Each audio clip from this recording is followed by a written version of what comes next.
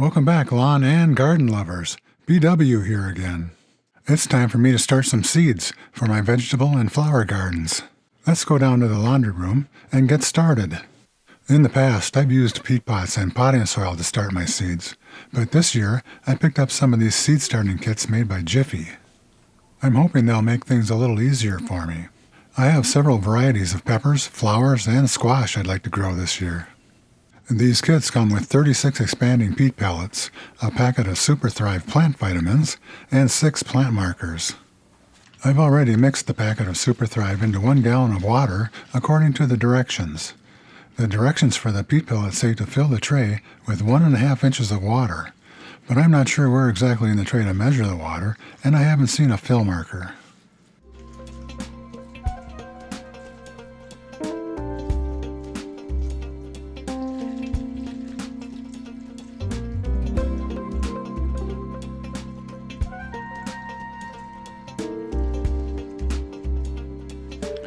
Let's see if that's 1.5 inches.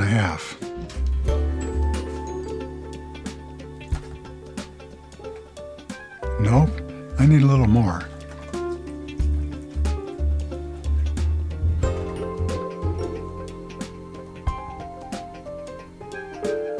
There, that should do it.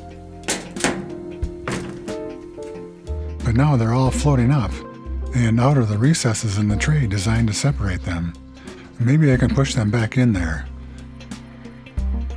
Whoops, some are popping back up again. This is like Wack-a-Mole. Oh, my hands are getting dirty. I think I'll go get some gloves.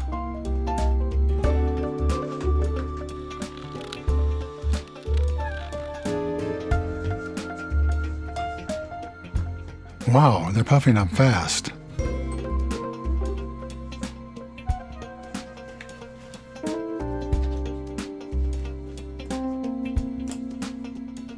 I can't get this glove on.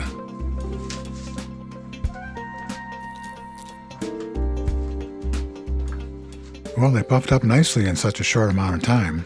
A few have come out of place, and it looks like some others could use a little more water. I'll just put the rest of the water in there.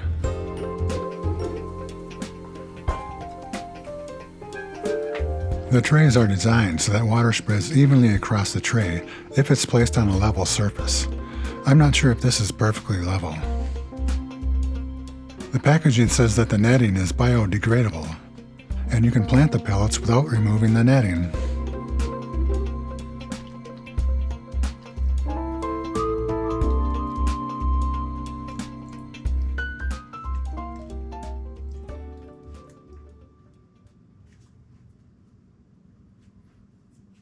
Now, on to the next tray.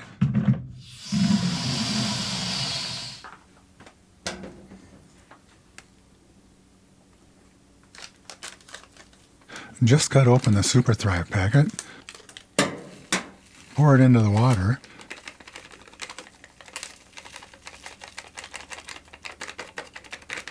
and give it a little shake to mix it up.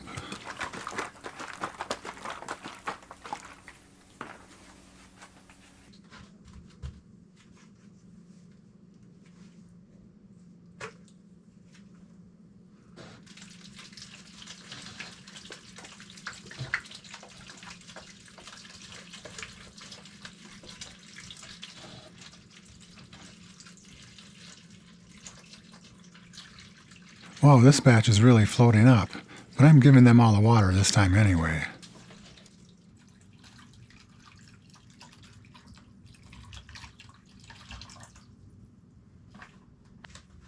Let me see if I can get these back into place.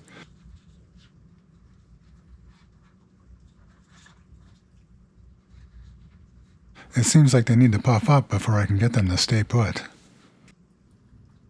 Does your garden ever grow more than you can eat?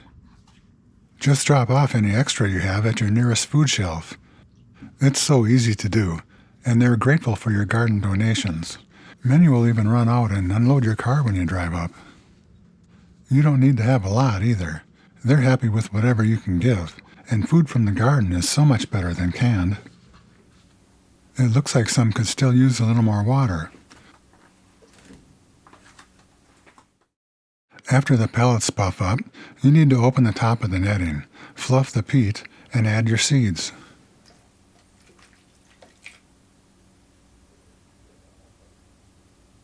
Hopefully that'll do it now. Okay, on to the third tray. I guess we all know the drill by now.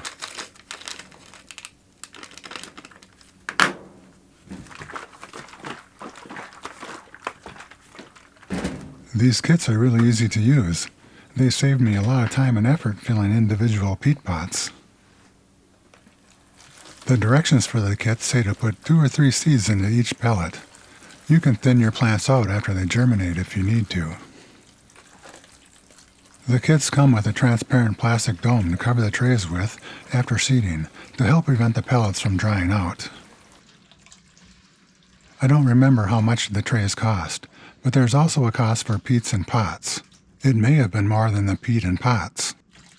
However, I think the time and labor savings was worth it. I'll be doing this again next year.